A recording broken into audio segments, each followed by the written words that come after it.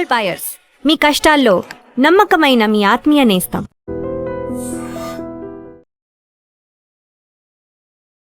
నమస్తే, నేను Kavitha. Welcome to I dream news and నిజాలు. వెస్ట్ బెంగాల్లో బీజేపీ ప్రభుత్వం ఏర్పడిన తర్వాత అక్కడున్నటువంటి పరిస్థితులు, దాని వెంటే పరిణామాలు అతి వేగంగా మారిపోతున్నాయి. గత ప్రభుత్వం చేసినటువంటి అవినీతి ఆరోపణలు, అక్రమాల మీద ఇప్పుడున్నటువంటి బీజేపీ ప్రభుత్వం ఎంక్వైరీ కమిటీని వేసింది. At the same time Mamata Banerjee మాత్రం మా మీద దాడులు జరుగుతున్నాయి అనే మాటతో నిరసనలు, ధర్నాలు, రాస్తారోకోలకు పిలుపునిస్తున్నారు. అండ్ అక్కడ అభివృద్ధి కూడా అంతే వేగంగా విస్తరించబోతోంది. హైదరాబాద్ లాగా వెస్ట్ బెంగాల్ కూడా మారబోతోంది. కోల్కతాలో కూడా అంతే వేగమైనటువంటి అభివృద్ధి రాబోతోంది అనేటువంటి నివేదికలు కూడా ఉన్నాయి. ఈ ఎంటైర్ ఎపిసోడ్స్ గురించి మాట్లాడుకుందాం. మనతో పాటుగా ఉన్నారు సీనియర్ జర్నలిస్ట్ సురేష్ కొచ్చతిల్ గారు. సార్ నమస్తే. సో మనం ఫస్ట్ దాడుల గురించి, అవినీతి ఆరోపణల గురించి మాట్లాడుకుంటే, మా మీద దాడులు జరుగుతున్నాయి, నా మేనల్లుడిని హత్యాయత్నం జరిగింది, ఆయన చనిపోయేవాడు హెల్మెట్ పెట్టుకోకపోతే, ఆయన అక్కడ నిరసనలు జరుగుతున్నాయి, ఉద్రిక్త పరిస్థితులు ఉన్నాయని అక్కడికి వెళ్తే ఆయన మీద దాడి చేశారు అంటూ June 2 అంటే రేపు మొత్తం రాష్ట్ర వ్యాప్తంగా ధర్నాలకు పిలుపునిచ్చింది మమతా బెనర్జీ. అసలు ఎందుకలా, ఏం జరుగుతోంది? మమతా బెనర్జీకి ఎప్పుడు అంటారు చూడండి, మెడిసిన్ ఆమెకు ఓన్ ట్రీట్మెంట్ ఇప్పుడు వస్తుంది అటువైపు నుంచి. లాస్ట్ ఎలక్షన్ తర్వాత 181 మంది చనిపోయారు వైలెన్స్. చాలామంది దాంట్లో బీజేపీ వాళ్ళు. మనం మాట్లాడుకున్నాం కూడా దాని గురించి. నేను ఎప్పుడు చెప్తుంటే, బీజేపీ పార్టీ చేసిన తప్పు, వాళ్ళ వర్కర్స్ని వాళ్ళు సపోర్ట్ చేయలేదు ఆ టైంలో. ఎలక్షన్ ఓడిపోయిన తర్వాత ఈ తృణమూల్ కాంగ్రెస్ గుండాస్కి అందరు కలిసి బీజేపీ వర్కర్స్ మీద దాడి చేశారు. వర్కర్స్ అంటే సీనియర్ వాళ్ళు కాదు, వీళ్ళంతా floor level workers, grass root level workers. And Suvendu అధికారి పిఏ కూడా చనిపోయారు. అది ఇప్పుడు ఈసారి talking last time, last year election జరిగినప్పుడు 2021లో 131 మంది చనిపోయారు. ఈసారి 5 చనిపోయారు అంతే. దానికోసం మీరు చూసుంటారు, సెంట్రల్ ఫోర్సెస్ని ముందే తీసుకొచ్చారు ఎలక్షన్ కమిషన్.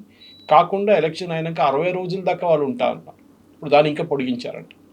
సో వైలెన్స్ అనేది జస్టిఫై చేసిన ఫస్ట్ మనిషి అభిషేక్ బెనర్జీ చెప్పారు. మమతా బెనర్జీ కూడా చెప్పారు, మా వెస్ట్ బెంగాల్లో వైలెన్స్ అనేది ఒక కల్చర్. అది కూడా ఎలక్షన్ వైలెన్స్ అంటే కల్చర్ ఉంటుంది. ఇది కమ్యూనిస్ట్ వాళ్ళ హయాం నుంచి ఉంది. దానికన్నా ముందు సిద్ధార్థ శంకర్ రే, డాక్టర్ బీసీ రాయ్ ఉన్నప్పుడు కూడా, కాంగ్రెస్ హయాంలో కూడా ఇది జరిగింది. వైలెన్స్ అనేది మన న్యాచురల్, ఇది కొత్తది కాదు, తరతరాలుగా వస్తోంది అనేది అంతే. కానీ దాన్ని పొలిటికల్ లెవెల్లో చేసింది తృణమూల్ వాళ్ళే. సరే, సిపిఎం వాళ్ళు కూడా ఉంది. అది మీరు ఈవెన్ కేరళలో చూస్తారు. కేరళలో కూడా దేశంలో అన్నిటికంటే ఎక్కువ ఆర్ఎస్ఎస్ స్వయం సేవకులు చనిపోయిన ప్లేస్ కేరళ. ఆల్మోస్ట్ 300 మంది దాకా ఇప్పుడు దాకా చనిపోయారు. లాస్ట్ ఒక 10 సంవత్సరాల్లో వీళ్ళు ఇద్దరు నడిమిట్లో ఒక సీజ్ ఫైర్ ఉంది. That is between CPM and RSS. వాళ్ళ సీనియర్స్ మాట్లాడుకున్నారు, మేము మీ మీద దాడి చేయం, మీరు మా మీద దాడి చేయకండి అని చెప్పి ఒక సీజ్ ఫైర్ తీసుకొచ్చేసారు కేరళలో. అది ఇప్పుడు కూడా హోల్డింగ్. అక్కడక్కడ 2-3 ఇన్సిడెంట్స్ జరిగింది, కానీ మేజర్గా లేదు. కానీ కలకట్టాలో అది కాదు. మనం అర్థం చేసుకోవాల్సిందంటే, ఈ వైలెన్స్ అనే కల్చర్ కరెక్ట్. సిద్ధార్థ్ శంకర్ రాయ్ టైంలో జరిగింది, దాని తర్వాత జ్యోతిబాసు గారి టైంలో జరిగింది, బుద్ధదేవ్ భట్టాచార్జీ సార్ టైంలో జరిగింది, అది మమతా బెనర్జీ వచ్చినప్పుడు. ప్రతి ఎలక్షన్ తర్వాత, ఎలక్షన్ ముందు, ఎలక్షన్ టైంలో కూడా వైలెన్స్ అనేది చాలా మట్టుకు అక్కడ ఉంటుంది. మనం అర్థం చేసుకోవాలి. కవిత గారు, మీరు అభిషేక్ బెనర్జీ ఇష్యూ పక్కన పెట్టండి. మీరు చాలా రీల్స్ చూసుంటారు లాస్ట్ 3-4 డేస్లో. ఈ కార్పొరేటర్స్ని కొడుతున్నారు అక్కడ. వెస్ట్ బెంగాల్లో కట్ మనీ తీసుకున్నారనేది కాన్సెప్ట్ కొత్తది కాదు, ఇది ఎప్పటి నుంచో ఉంది, కమ్యూనిస్ట్ వాళ్ళ హయాం నుంచి ఉంది. కానీ తృణమూల్ వచ్చినప్పుడు ఇక్కడ మన దగ్గర కట్ మనీ అనేది మన దగ్గర అప్పుడప్పుడు హఫ్తా అంటారు. అది యూజువలీ గుండాలు, ఒక్కొక్క టైంలో ముందు పోలీసు వాళ్ళది కూడా ఉండే, ఇప్పుడు పోలీసు వాళ్ళు తగ్గిపోయింది హఫ్తా తీసుకోవడం. కానీ మన వైపు ఇప్పుడు కూడా, ఎస్పెషల్లీ ఓల్డ్ సిటీ వైపు వెళ్తే, అక్కడ ఉన్న పుష్ కార్ట్ వెండర్స్ కానివ్వండి, రోడ్ సైడ్ వెండర్, వీళ్ళ దగ్గర డబ్బులు తీసుకుంటారు కొంచెం గూన్స్ వచ్చేసి. ఇటువైపు అంత లేదు. వెస్ట్ హైదరాబాద్ కానీ నార్త్ హైదరాబాద్లో ఆ ఇష్యూ లేదు ఎక్కువ. కానీ కలకట్టాలో ఉంది, కలకట్టాలో వెస్ట్ బెంగాల్లో ఉంది. మీరు ప్రతి దానికి, నా ఫ్రెండ్స్ ఉన్నారు అక్కడ, లాస్ట్ 5 సంవత్సరాల నుంచి ఒక అపార్ట్మెంట్ కట్టడానికి ట్రై చేస్తున్నారు. వీళ్ళు దాన్ని ఎవ్రీ స్టెప్ను అడ్డుకుంటారు. ఫర్ ఎగ్జాంపుల్, మీరు సిమెంట్ కొనాలంటే వీళ్ళకి సిండికేట్ ఉంటుంది. 5 షాప్ల ఏరియాలు ఉంటుంది. మీరు గరిహాట్ వెళ్ళినా కానీ, మీరు దందం వెళ్ళినా కానీ, టాలీగంజ్ వెళ్ళినా కానీ, ఆ ఏరియాలో 5-6 షాప్స్ ఉంటుంది, సిమెంట్ షాప్స్, డిఫరెంట్ బ్రాండ్స్. మీరు వెళ్ళి అక్కడ అడుగుతారు, సిమెంట్ బ్యాగ్ ఎంత అంటే ఎక్స్ అమౌంట్ అంటారు. కానీ మీరు ఎక్స్ అమౌంట్ కొనలేరు. మీరు దానికి ఇంకొక 10-20% ఎక్కువ ఇచ్చి తృణమూల్ వాళ్ళకి కట్టిస్తారు దాని నుంచి. మీరు వాళ్ళకి కమిషన్ ఇస్తున్నట్లు ఆ సిమెంట్ బ్యాగ్ కోసం ఇది మీరు ఇక్కడ హైదరాబాద్లో మీరు ఎక్కడ కావాలంటే వెళ్ళి కొనుక్కోవచ్చు. హైదరాబాద్ కాదు, ఎనీ సిటీ.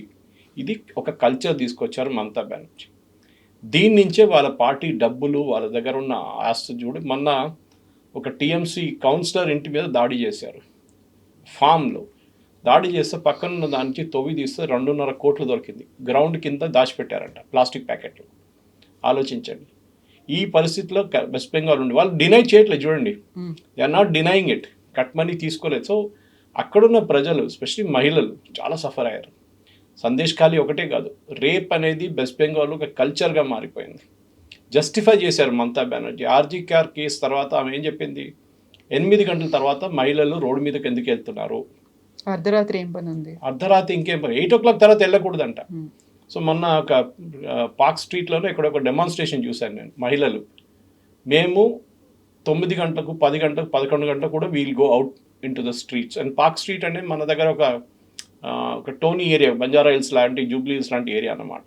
పబ్స్ ఉంటుంది, రెస్టారెంట్స్ ఉంటుంది, అన్నీ ఉంటుంది అక్కడ.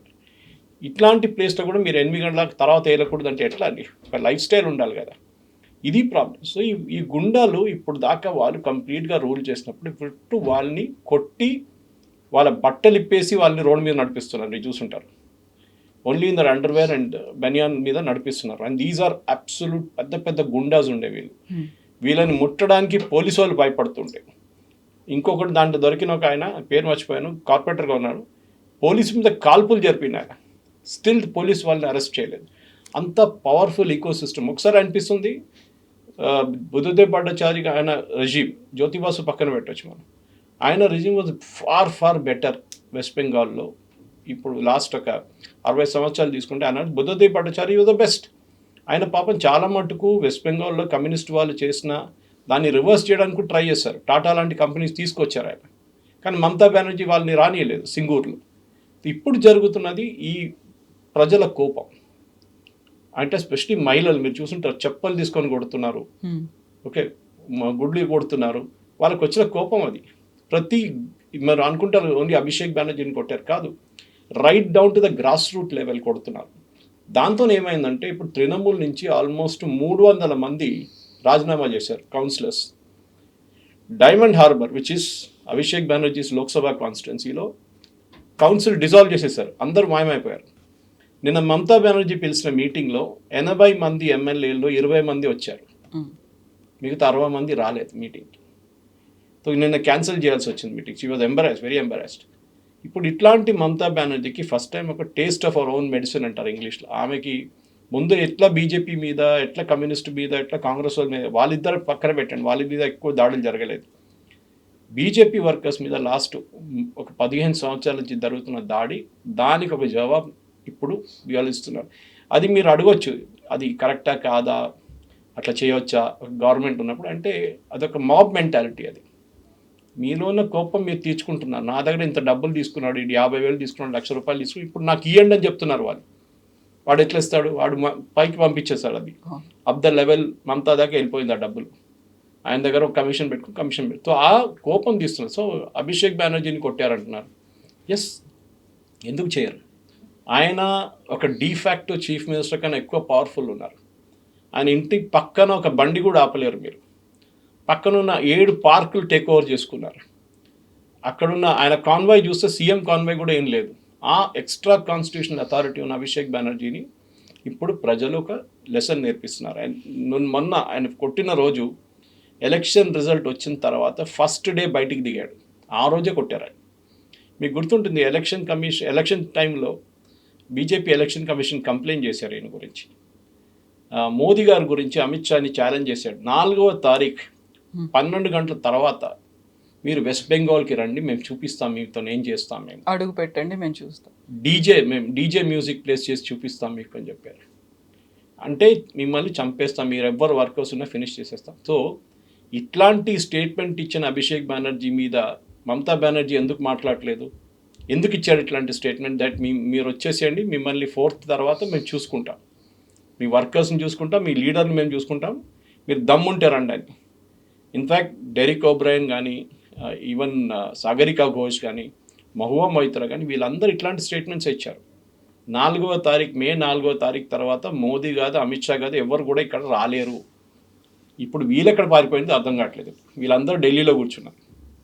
సో ఇప్పుడు ఇట్స్ అ న్యాచురల్ థింగ్. కవిత గారు, నిన్నదాకా నన్ను కొట్టారు, ఇవాళ నాకు ఛాన్స్ దొరికిన నిమ్మల్ని కొడుతున్నారు. ఆ ఛాన్స్ వచ్చేస్తుంది అనమాట. ఇదే జరుగుతుంది ఇప్పుడు. కాకపోతే ప్రభుత్వం ఏం చేస్తోంది అని అక్కడ వాళ్ళు పాలకులు ఏం చూస్తూ కూర్చున్నారా? వాళ్ళకు అసహనం ఉంది, లేకుంటే అసంతృప్తి ఉంది, ఆగ్రహం ఉంది అనుకుంటే అటాక్ చేస్తే సరిపోతుంది. ఇదే పని వాళ్ళు గతంలో చేశారు, మళ్ళీ వీళ్ళు అది ఎందుకు చేస్తున్నారు? 6 మందిని అరెస్ట్ చేశారు నిన్న. దాంట్లో 2 టీఎంసీ వాళ్ళు. దాంట్లో ఒకరైతే డినై చేస్తున్నారు, నేనేం చేయలేదు, నేను కొట్టలేదు, నేను పక్కన ఉన్నా అని చెప్తున్నారు. అరెస్ట్ చేశారు, అది చాలా పెద్దది. దీనికన్నా ముందు అది కూడా జరగకపోతే. కానీ మనం కూడా అడగాలి, అభిషేక్ బెనర్జీకి అక్కడి నుంచి ఇంటి నుంచి ఎందుకు పారిపోయాడు? సిఐడి ఒక నోటీస్ సర్వ్ చేయడానికి వచ్చారు ఆయనకి. తెలిసినప్పుడే ఆయన అక్కడి నుంచి పారిపోయాడు. సరే, మీకు జెడ్ సెక్యూరిటీ ఉన్నప్పుడు మీరు ఇన్ఫామ్ చేయాల్సి వస్తుంది పోలీస్కి, మీ మూవ్మెంట్ గురించి ఇన్ఫామ్ చేయలేదు. తోడు హెల్మెట్ తీసుకెళ్లారు వాళ్ళ సెక్యూరిటీ వాళ్ళు. అంటే ముందే యాంటిసిపేట్ చేసుకున్నారు, ఇది cricket helmet, not a normal helmet. First కార్లో వచ్చారు, కార్ నుంచి కార్ తీసుకెళ్ళలేకపోతున్నారు రిటర్న్ అని చెప్పి తెలిసినప్పుడు వాళ్ళ కార్యకర్త ఎవరో చనిపోయారు, ఒక ఆయన ఇంటికి వచ్చారు, ఆయన సుందర్పూర్లో. సో కార్యకర్త ఇంటికి వచ్చి వాళ్ళ అమ్మగారిని కలిసారు, మాట్లాడారు, అంతా అయిపోయింది. బయటకు వచ్చినప్పుడు ఈ దాడి జరిగింది. కల్కటాలో, వెస్ట్ బెంగాల్లో ప్రతి చోట ఇప్పుడు టీఎంసీ వాళ్ళు కనిపిస్తే చోర్ చోర్ అని చెప్పి వాళ్ళు వెంట పడతారు. మీరు చూసుంటారు వీడియోల్లో, దొంగ దొంగ అని చెప్పేసి. అంత కోపం ఉంది. దాని ఫౌంటైన్ హెడ్ అందరికైనా పైన మమతా బెనర్జీ కన్నా పవర్ఫుల్ ఉన్న మనిషి అభిషేక్ బెనర్జీ. న్యాచురల్లీ ఆయన మీద కోపం చూపిస్తారు. మీకు తెలుసు, ఆయనకి 18 ప్రాపర్టీస్ ఉన్నాయి కలకటాలో, ఆయన పేరు మీదే 18 ప్రాపర్టీస్. ఆయనకు ఉద్యోగం లేదు, ఏం లేదు, ఒక ఎంపీ అంతే. ఎక్కడి నుంచి వచ్చిన డబ్బులు? దానికి ఆల్రెడీ నోటీస్ సర్వ్ చేశారు. అది కాకుండా ఇల్లీగల్ కట్ మనీ కలెక్షన్లో నంబర్ 1 కింగ్ ఈయనకే వస్తుండే డబ్బులన్నీ. ఆ డబ్బులు ఎక్కడ ఉందని చెప్పి ఇప్పుడు సిఐడి నోటీస్ ఇష్యూ చేయడానికి వెళ్తే అక్కడి నుంచి ఇంటి నుంచి మాయమైపోయాడు. ఇక్కడ కనిపించింది సురేంద్రపూర్లో. అక్కడ వాళ్ళు కొట్టారు. నిజమే, మీరు అడిగిన ప్రశ్నకి క్వశ్చన్, ఎస్, గవర్నమెంట్ ఏం చేస్తుంది? గవర్నమెంట్ కేసు రిజిస్టర్ చేశారు, 6గురిని అరెస్ట్ చేశారు. దాంట్లో 5 మంది బీజేపీ వాళ్ళు అంటున్నారు, మహిళలు, అది కూడా మహిళల్ని కూడా అరెస్ట్ చేశారు. దాంట్లో తప్పలేదు, చేయాల్సిందే. కానీ ఇదే టీఎంసీ ఎందుకు దీనికన్నా ముందు సందేశ్ ఖాళీలో రేప్ జరిగినప్పుడు మమతా బెనర్జీ జస్టిఫై చేశారు, ఏం జరగలేదు అక్కడ అని చెప్పేసి. మనందరూ తెలుసు జరిగింది అనేది. అది కూడా మాస్ రేప్, రిపీటెడ్ రేప్స్. మహిళల్ని హోటల్లో తీసుకొచ్చి రేప్ చేయడం అనేది చాలా కామన్ అయిపోయింది అక్కడ బీజేపీ వర్కర్స్. ఇప్పుడు the shoes on the other foot అంటారు ఇంగ్లీష్లో. ఇప్పుడు మారిపోయింది. ఇప్పుడు ద ట్రాక్స్ ఆఫ్ చేంజ్. ఇప్పుడు పోలీసు వాళ్ళు బీజేపీ వైపు నుంచి పనిచేస్తున్నారు, అరెస్ట్ చేస్తున్నారు, తీసుకెళ్తున్నారు. వీరు ప్రతి దానికి కేసు ఇస్తున్నారు. మీ చెప్పినట్లు నేను ఎప్పుడో చెప్పాను, ఇది ఎలక్షన్ రిజల్ట్ వచ్చే రోజు దాని నెక్స్ట్ డే కూడా చెప్పాను, గవర్నమెంట్ ఒక కమిషన్ పెట్టాలి, సౌత్ ఆఫ్రికాలో చేసినట్లని ట్రూత్ అండ్ రికన్సిలియేషన్ కమిషన్ అని చెప్పి. నెల్సన్ మండేలా రిలీజ్ అయిన తర్వాత వీళ్ళకి కమిషన్ పెట్టారు. అంటే బ్లాక్స్ మీద చేసిన అత్యాచారాల్ని వైట్స్ చేసినప్పుడు అప్పుడు ఓల్డ్ సౌత్ ఆఫ్రికాలో జరిగిన దానికి, ఆఫ్రికనర్స్ మీద చేసిన దాడికి వీళ్ళు ఒక ఎంక్వైరీ కమిషన్ పెట్టి కొంతమందిని శిక్షించారు, కొంతమందిని ట్రూత్ అండ్ రికన్సిలైజ్ చేసి పంపించేశారు. ఓకే, చేసిన తప్పు, కానీ ఇప్పుడు నుంచి చేయకూడదు. కానీ మర్డర్ కానీ రేప్ కానీ ఏం జరిగింది దానికి వాళ్ళు శిక్షలు ఇచ్చారు. వాళ్ళు ఇది జరగాలి, శిక్షించాల్సిందే. బికాజ్ వితౌట్ మీరు పనిష్ చేయకపోతే మీరు ఎక్కడ పోతారు? మళ్ళీ అదే పని మీద దిగుతారు మళ్ళీ. సో ఇప్పుడు వెస్ట్ బెంగాల్లో కూడా ఇప్పుడు దాకా జరిగిన ఇన్సిడెంట్స్, ఎన్నో ఇన్సిడెంట్స్ రిజిస్టర్ కూడా చేయలేదు ఎఫ్ఐఆర్. దాన్ని అంతా ఇప్పుడు బయటికి తీసుకురావాల్సి వస్తుంది. ప్రజలు వచ్చి కమిషన్ ముందు చెప్పొచ్చు, నాతో ఇది జరిగింది, నా ఇల్లు గుంజుకున్నారు, ఇవాళ చూడండి, ఒక టైమ్స్ ఆఫ్ ఇండియా ఒక ఆర్టికల్ ఉంది, బెహలా అని చెప్పి ఒక ప్లేస్ ఉంది వెస్ట్ బెంగాల్ కలకట్టా. అక్కడ ఫుట్బాల్ గ్రౌండ్ గుంజుకున్నారు వీళ్ళు, టీఎంసీ గుండాలు. 6 సంవత్సరాల ముందు తీసుకుని వాళ్ళు అక్కడ బిల్డింగ్లు కట్టడానికి ట్రై చేశారు. కానీ కోర్టుకు వెళ్ళి వీళ్ళు స్టే ఆర్డర్ అంతా తీసుకున్నారు. ఇప్పుడు అక్కడున్న లోకల్స్ వీళ్ళు వెళ్ళంగానే ఆ గ్రౌండ్ టేక్ ఓవర్ చేసుకున్నారు. కమ్యూనిస్ట్ పార్టీ వాళ్ళు చాలా పెద్ద ఒక బోస్ట్ఫుల్ క్లెయిమ్ చేశారు మొన్న, మేము మా 550 పార్టీ ఆఫీసర్ మేము తిరిగి తీసుకున్నామని చెప్పేసి. So I think it was Anand Ranganathan somebody ఎవరో అడిగారు, మీరు దానికి బీజేపీకి ధన్యవాదాలు చెప్పాలి.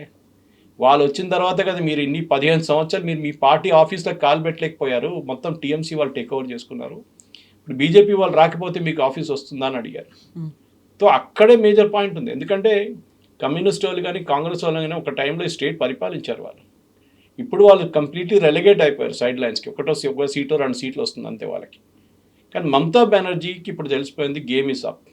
దానికోసం ఈ దాడి జరగంగానే ఫస్ట్ అక్కడ అపోలో హాస్పిటల్కి వెళ్ళింది ఆమె కలకట్టా.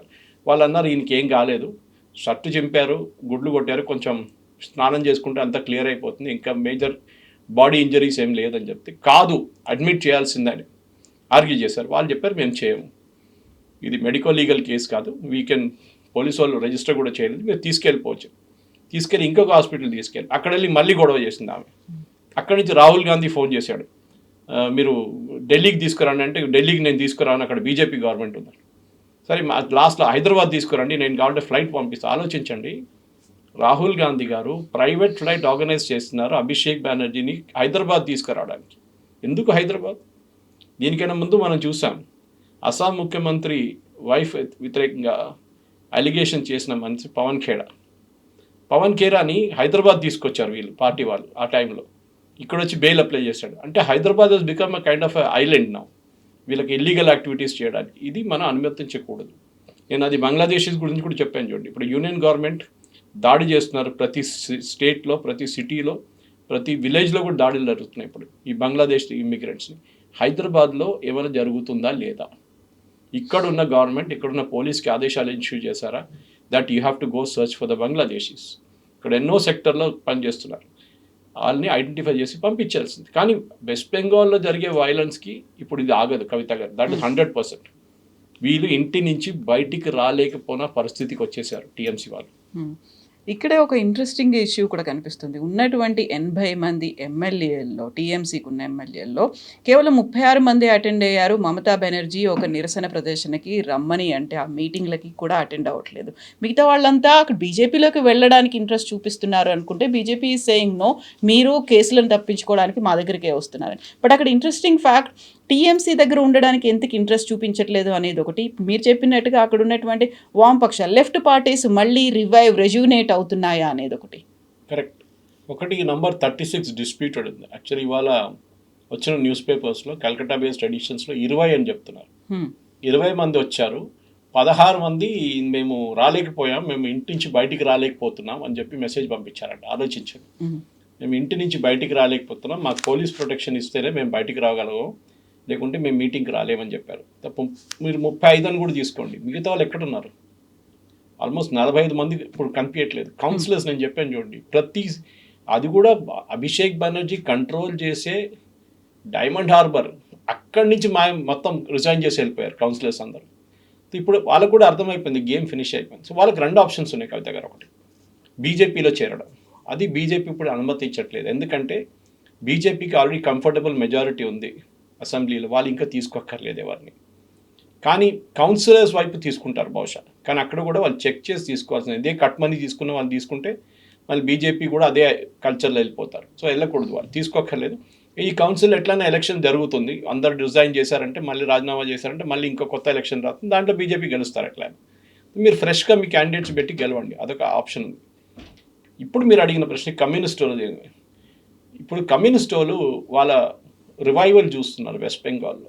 వాళ్ళకి ఎక్కువ ప్రాస్పెక్ట్స్ ఏం లేవు, కానీ అట్లీస్ట్ ఒక 10 సీట్లు వస్తే నెక్స్ట్ అసెంబ్లీలో మాకు ఏదైనా ఒక చిన్న రోల్ వస్తుంది. చాలామంది ముస్లిం క్యాండిడేట్స్ మమతా బెనర్జీ పార్టీలో ఉన్న టీఎంసీలో ఉన్న వాళ్ళు బీజేపీకి వెళ్ళరు. వాళ్ళకి 2 ఆప్షన్స్ ఉన్నాయి. ఒకటి కాంగ్రెస్లో చేరడం, కాంగ్రెస్కి అసలు అక్కడ ఓట్లు రావు, ఆర్ సిపిఎంకి వెళ్ళడం, అక్కడ కొన్ని ఓట్లైనా వాళ్ళకి వస్తుందని. మీరు చూసుంటారు మన జరిగిన ఫల్తా అసెంబ్లీ ఎలక్షన్లో ఆపేసిన ఎలక్షన్ మళ్ళీ చేశారు ఎలక్షన్ కమిషన్, దాంట్లో సెకండ్ పొజిషన్ సిపిఎం వచ్చారు.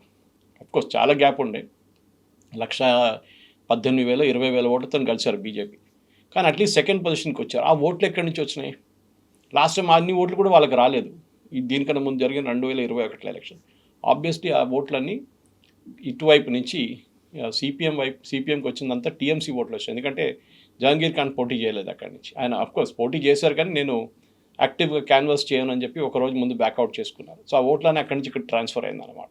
మొత్తం కాలేదు, మొత్తం అయితే ఆయన గెలిచిపోతుండే ఎలక్షన్. సో ఆబ్వియస్లీ ఒక ఆల్టర్నేటివ్గా సిపిఎంకి మళ్ళీ ఒక ఛాన్స్ అక్కడ దొరుకుతుంది. ఎందుకంటే ఇప్పుడు జరగబోయే ఒక పొలిటికల్ రీఅలైన్మెంట్లో కాంగ్రెస్ అండ్ మమతా బెనర్జీ ఇద్దరు ఒక అలయన్స్కి వచ్చేస్తారు. అది ఆల్రెడీ డిసైడ్ అయిపోయింది. రాహుల్ గాంధీ ఎప్పుడు ఫోన్ చేశారు నిన్న, అభిషేక్ బెనర్జీని హైదరాబాద్ తీసుకురండి ట్రీట్మెంట్కి అని చెప్పినప్పుడు అప్పుడే ఇది మారిపోయింది, సిచ్యువేషన్ మారిపోయింది. అండ్ న్యాచురల్లీ ఇప్పుడు టీఎంసీ అండ్ కాంగ్రెస్ అలయన్స్లో ఉంటారు వెస్ట్ బెంగాల్లో. కాంగ్రెస్ ఎక్కువ ఓట్లు తీసుకురాలేరు, 1-2% వాళ్ళ దగ్గర ఓట్ పర్సంటేజ్ ఉంది, అంతే, చాలా తక్కువ. కానీ సిపిఎంకి ఎస్ ఇదొక రివైవల్గా చూసుకోవచ్చు, కానీ వాళ్ళ ఓల్డ్ సిస్టమ్కి ఎప్పుడు రారు వాళ్ళు. బీజేపీ దగ్గర ఉండిపోతుంది వెస్ట్ బెంగాల్, దాంట్లో డౌట్ లేదు. నెక్స్ట్ ఎలక్షన్ కూడా 100%. కానీ ఒక రియలైన్మెంట్తో జరుగుతుంది వెస్ట్ బెంగాల్లో. కానీ నాకు దానికన్నా చాలా మటుకు ఇంపార్టెంట్, నిన్నటి కాదు, ఒక 3 రోజుల నుంచి వెస్ట్ బెంగాల్లో చాలా మటుకు ఇండస్ట్రియలైజేషన్ గురించి మాట్లాడుతున్నారు. ఒక మార్పు తీసుకురావాలి, డబుల్ ఇంజిన్ సర్కార్ వచ్చింది కదా, మీరేం చేస్తున్నారు అనేది ప్రజలు అడుగుతున్నారు ఇప్పుడు ఆల్రెడీ. దాంట్లో 2-3 ఇమ్మీడియట్ కన్సర్న్స్ వాళ్ళు అడ్రస్ చేశారు. ఒకటి, 2 మెట్రో జంక్షన్స్ని వర్క్ ఆపెట్టారు మమతా బెనర్జీ చాలా సంవత్సరాల నుంచి, అది మొన్న ఫినిష్ చేసేసారు.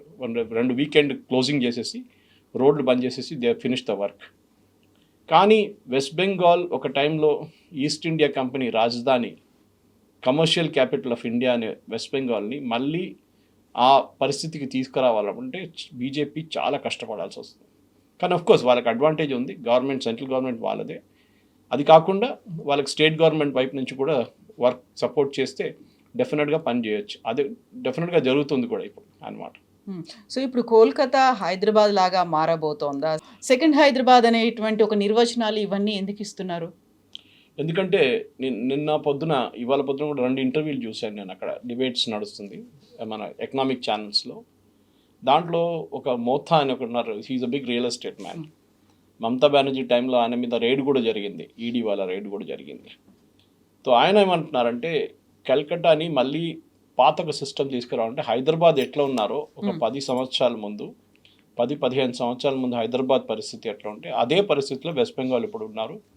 ముందుకు తీసుకెళ్ళాలంటే హైదరాబాద్ మోడల్ ఫాలో చేయాల్సింది, not Bengaluru or Noida or MMR region, Mumbai metropolitan region కాకుండా, గుర్గావ్ కాకుండా. ఎందుకంటే Gurgaon and Noida become unaffordable. Even Hyderabad కూడా అదే స్టేట్కి వచ్చేస్తున్నారు.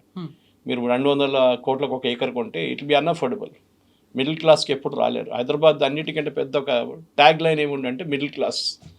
బెంగళూరుది ఏముండే రిటైర్డ్ పీపుల్ హ్యావ్ ఎన్, అది పోయింది, ఇక్కడ కూడా పోతుంది. ఇక్కడ ₹1 కోట్లు 2 కోట్ల కంటే తక్కువ ఏం దొరకట్లేదు. సో మిడిల్ క్లాస్కి, లోవర్ మిడిల్ క్లాస్కి అసలు ఏం కొనలేరు వాళ్ళు. They will become rental city అన్నమాట.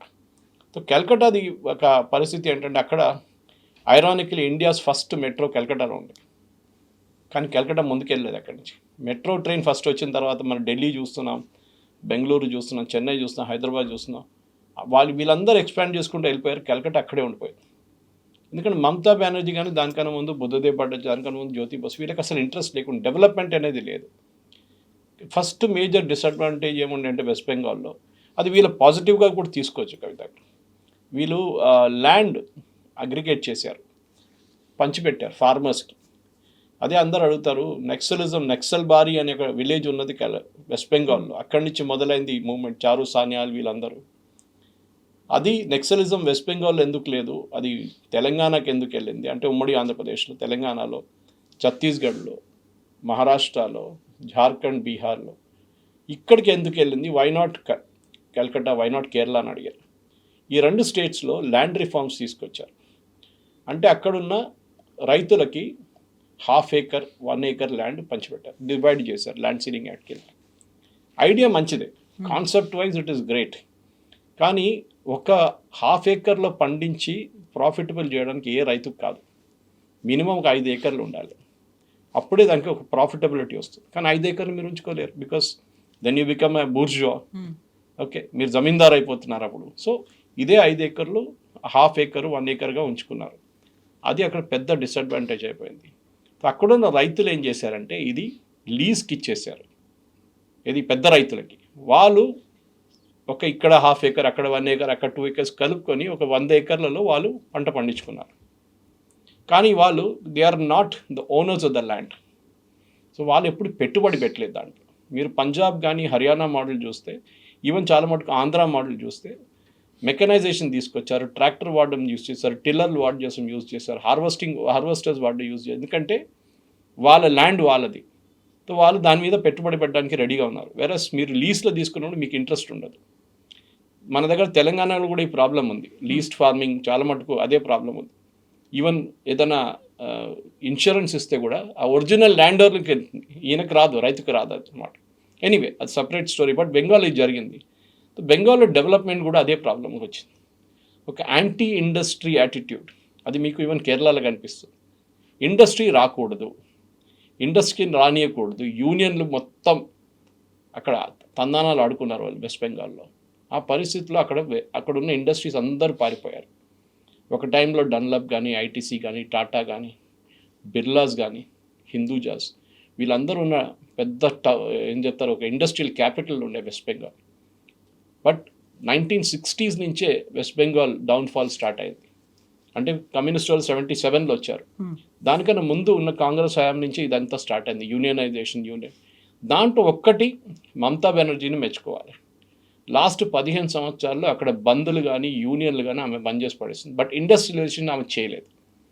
ఇదొక్కటే చేస్తే కాదు కదా. ఇప్పుడు మీరు సాల్ట్ లేక్ తీసుకోవచ్చు, మోడల్ టౌన్ తీసుకోవచ్చు. చాలా మటుకు ఏరియాస్లో ఐటీ పార్క్స్ హైదరాబాద్ కన్నా ముందు వచ్చింది, కానీ డెవలప్ కాలేదు. ఎందుకంటే మీరు ల్యాండ్ పార్సల్స్ కావాలి. నేను చెప్పాను చూడండి, 200 ఏకర్లు 100 ఏకర్లు కావాలి కంపెనీ, కొంతమందికి 50 ఏకర్లు కావాలి. మన దగ్గర అమెజాన్ చూడండి ఎంత పెద్ద ఫెసిలిటీ సెటప్ చేసుకున్నారు. మైక్రోసాఫ్ట్కి ల్యాండ్ ఇచ్చారు, ఇన్ఫోసిస్కి ఇనిషియల్ స్టేజ్లో చంద్రబాబు నాయుడు ఫ్రీ ఇచ్చారు అందరికి ల్యాండ్. ఒకసారి వాళ్ళు వచ్చినప్పుడు, మిగతా వాళ్ళు వచ్చినప్పుడు ల్యాండ్ రేట్ పెంచేశారు. అప్పుడు ఆక్షనింగ్ మొదలుపెట్టారు. వాళ్ళు తీసుకున్నారు, ల్యాండ్ ఆక్షన్ చేసిన ల్యాండ్ వాళ్ళు తీసుకున్నారు ఆ టైం. ఇది ఇప్పుడు జరగాల్సింది. కల్కటాలో అన్నిటికంటే పెద్ద ప్రాబ్లం ఏంటంటే హౌసింగ్. లాస్ట్ ఇయర్ కల్కటాలో అమ్మింది 15 లక్షల ఇల్లులు అంతే, 15 lakh హౌసెస్. అదే టైంలో మీరు ముంబై మెట్రోపాలిటన్ రీజన్ చూస్తే 1,20,000 ఇల్లు అమ్మారు. Hyderabad was around 50-55. సో మీరు అది ఒక ఇండికేషన్ అన్నమాట. ఎందుకు ఇల్లు ఎవరు కొంటారు? అక్కడున్న ప్రజలు కొంటారు, లేకుంటే బయట నుంచి వచ్చిన వాళ్ళు కొంటారు. మన హైదరాబాద్లో లార్జ్ నెంబర్ ఆఫ్ ఇల్లు ఇప్పుడు కూడా కొంటున్నారు బయట నుంచి వచ్చిన వాళ్ళు. ఎందుకంటే వాళ్ళు బాంబేలో, ఢిల్లీలో అఫోర్డ్ చేయలేకపోతున్నారు. అక్కడ మీరు 2 కోట్లు 3 కోట్లు పెడితే కూడా చిన్న ఒక అపార్ట్మెంట్ వస్తుంది. ఇక్కడ they can take a big apartment. So వాళ్ళు ఇక్కడ వచ్చి సెటిల్ అయిపోతుంది. ఇనిషియల్ బెంగళూరుది కూడా ఇదే ఉండే, కానీ దాని తర్వాత బెంగళూరు అవుట్ ఆఫ్ రేంజ్ వెళ్ళిపోయింది, అఫోర్డబిలిటీ లేకుండా. సో కల్కటాలో ఇప్పుడు అందరూ ఏమంటున్నారంటే, ఒకటి ఇండస్ట్రియలైజేషన్ రావాల్సింది. అంటే వెస్ట్ బెంగాల్, కల్కటా అని చెప్పలేదు. అన్నిటికంటే పెద్ద అడ్వాంటేజ్ ఏంటంటే కల్కటాలో ల్యాండ్ ఉంది అవుట్ సైడ్ కల్కటా, కానీ దాన్ని ఎక్స్ప్లాయిట్ చేయలేకపోతున్నారు. ఈ ల్యాండ్ సీలింగ్ యాక్ట్ ఫస్ట్ తీసేయాలి వస్తుంది. సో ఈ సువేందు అధికారి గవర్నమెంట్ ఫస్ట్ ఛాలెంజ్ అది ఉంది. రెండవది ఇండస్ట్రియలిస్ట్ని మళ్ళీ తీసుకురావడం. వాళ్ళంత ఈజీగా రారు.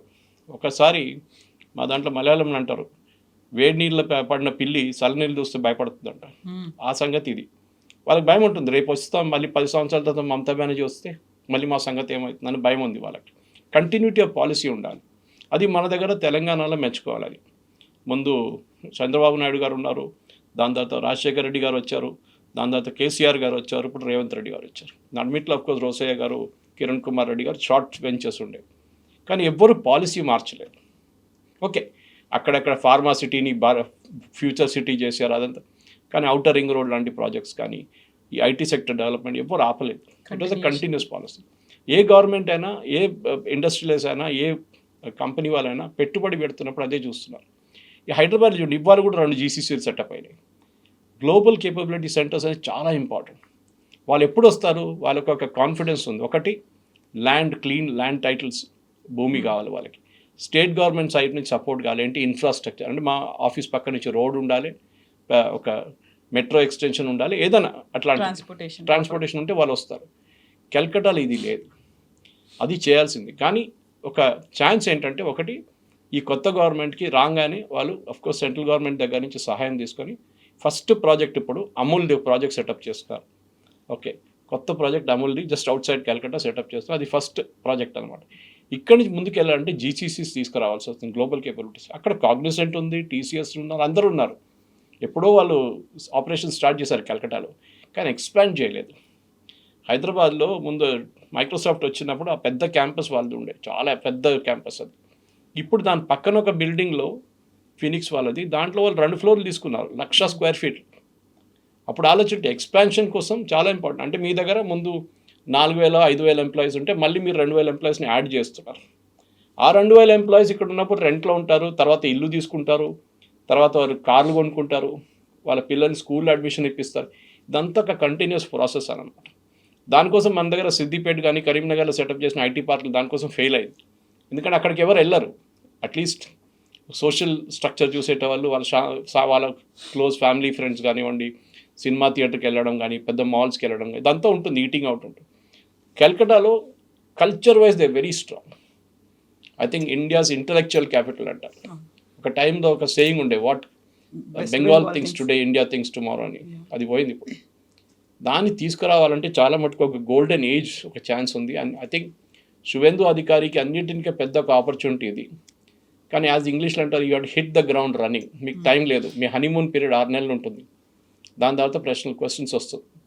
6 నెలల లోపలనే మీరు ప్రాజెక్ట్స్ లాంచ్ చేయాల్సి వస్తుంది. మీ ఫ్రీబీస్ని పక్కన పెట్టండి, అది ఎట్లయినా నడుస్తుంటుంది. కానీ ఇండస్ట్రియలైజేషన్, ఎందుకంటే Calcutta like Kerala old age హోమ్లా మారిపోయింది.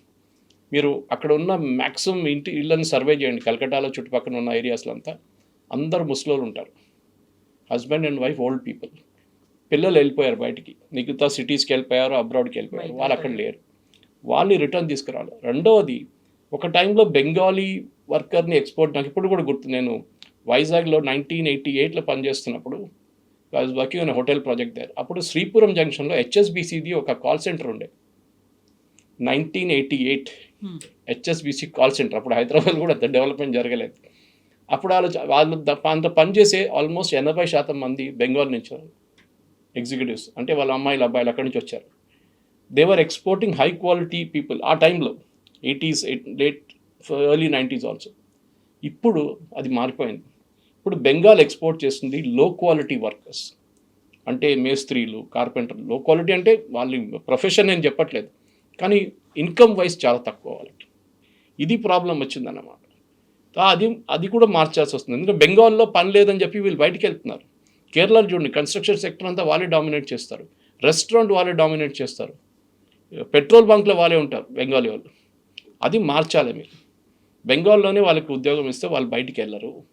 డబ్బులు తక్కువ ఉంటే కూడా సేవ్ చేసుకోవచ్చు కదా. ఇంకోటి, ఐటీ ప్రొఫెషనల్స్ కూడా బెంగాల్లో ఉన్న వేజెస్ చాలా తక్కువ. నేషనల్ యావరేజ్ కన్నా ఆల్మోస్ట్ 40% తక్కువ ఉంది, 30 నుంచి 40%. దాన్ని కూడా అదే లెవెల్కి తీసుకురావాల్సి వస్తుంది. ఒక హైదరాబాద్లో ₹1,00,000 వస్తుందంటే కల్కటాలో వాళ్ళకి 50,000 వస్తుంది, 60,000 వస్తుంది. అది పెంచుకుంటేనే వీళ్ళకు ఇల్లు తీసుకోవచ్చు, వీళ్ళు మిగతా మీద ఇన్వెస్ట్మెంట్ చేసుకోవచ్చు. ఇదంతా ఒక సైక్లికల్ సర్కిల్. ఇది మొదలు పెట్టాలంటే ఫస్ట్ గవర్నమెంట్ కంపెనీస్ని అట్రాక్ట్ చేయాలి. కానీ ఆ కంపెనీస్ అట్రాక్ట్ చేయాలంటే అంత ఈజీ కాదు. They are really work hard. కానీ యూనియన్ గవర్నమెంట్ సపోర్ట్ ఉంటే డెఫినెట్గా చాలా మటుకు సెంట్రల్ గవర్నమెంట్ వైపు నుంచి సపోర్ట్ ఉంటే చేయొచ్చు. ఎందుకంటే ఫస్ట్ ఈ బయట నుంచి వచ్చే కంపెనీస్ సెంట్రల్ గవర్నమెంట్ని అప్రోచ్ అవుతారు. వాళ్ళ వైపు నుంచి ఏం సపోర్ట్ మాకు వస్తుందని అడుగుతారు. దాని తర్వాత స్టేట్కి వెళ్తారు. వాళ్ళు కర్ణాటక అనలైజ్ చేస్తారు, తమిళనాడుని అనలైజ్ చేస్తారు, తెలంగాణని అనలైజ్ చేస్తారు. దెన్ ఇప్పుడు వెస్ట్ బెంగాల్ కూడా అనలైజ్ చేయొచ్చు వాళ్ళు. దెన్ కనెక్టివిటీ వైజ్ అక్కడికి ఫ్లైట్స్ ఎక్కువ ఉండాలి. ఓకే, ఇప్పుడు హైదరాబాద్ నుంచి మనకు 2-3 ఫ్లైట్స్ ఉన్నాయి, అది ఎక్కువ చేయాల్సి వస్తుంది. అంటే చాలా సిటీస్ నుంచి దూరం, ఒక డిస్టెన్స్ ఒకటి ఉంది కల్కటా, దట్స్ అ డిసడ్వాంటేజ్. కానీ అడ్వాంటేజెస్ చాలా ఉన్నాయి. ఫర్టైల్ ల్యాండ్ చుట్టుపక్కల వెస్ట్ బెంగాల్లో ఉన్న చాలా మటుకు బ్రహ్మపుత్ర కానీ మీరు మేజర్ రివర్ సిస్టమ్స్ చూసినా కానీ అంతా అక్కడి నుంచే ఉంటుంది. So that is a big advantage. ఎందుకంటే మీకు బ్రహ్మపుత్ర డైరెక్ట్లీ రాకపోతే కూడా సబ్సిడరీస్ ఉన్నాయి అక్కడి నుంచి. ఇటువైపు నుంచి గంగా వస్తుంది. So you have subsidiaries there also. దీన్ని వాడుకొని ఒకటి అర్బన్, సెకండ్ రూరల్ పెట్టుకుంటే I think Calcutta and west Bengal పాత బ్రిటిష్ ఎరాకి వెళ్ళిపోతుంది, which was like India's capital. Hope so. Thank you so much. Thank you very much.